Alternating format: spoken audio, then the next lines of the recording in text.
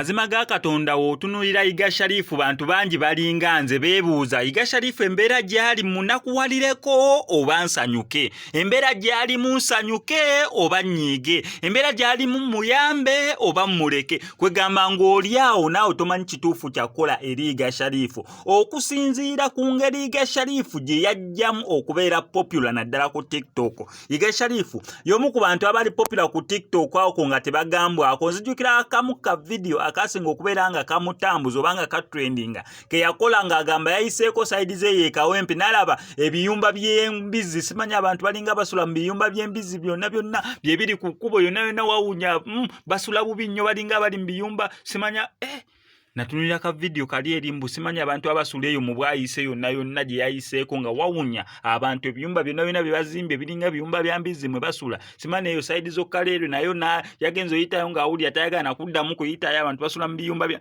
Natunulira ka video kali eri ne ŋŋamba by that time nga Yiga Sharifu tayogerwako. Yiga Sharifu ng'okudiweetinga obeera omaze osasula ssente. Yiga Sharifu ng'okukolera mention oba baneena abantu abali mu kulanga ebintu by'abalala ku TikTok. Yiga Sharifu nga wakabeeyimuko naye okulaba nga Yiga Sharifu ssaawa zino eno ali mu mbeera bw'etyo. Ensonga lwaki natanze ne statement eri nti bantu bangi nnyo bajjukira bye yakola oluusi baazibuwalwa okukola decision. Yiga Sharifu munakuwalireko oba nsanyuke, Yiga Sharifu ayambibwe oba alekebwe, kubanga abantu bangi bakkiriza nti okusinziira ku ebyo bye yayogera naddala ebivumu bye yavumanga abantu ab'enjawulo mwana wattu byandibanga Mukama Katonda ali mu kubeera nga amubonereza oba yamusasulamu agamba kungula oba ebyo bye yasiga ssaawa zineno nga byali mu kubeera nga akungula. Naye ng'amazima ga Katonda Yiga Sharifu ali mu mbeera mbi. N'omukulu Rama yavaayo n'agamba ate Yiga Sharifu alekerawo okukola video ng'anakuwadde nnyo.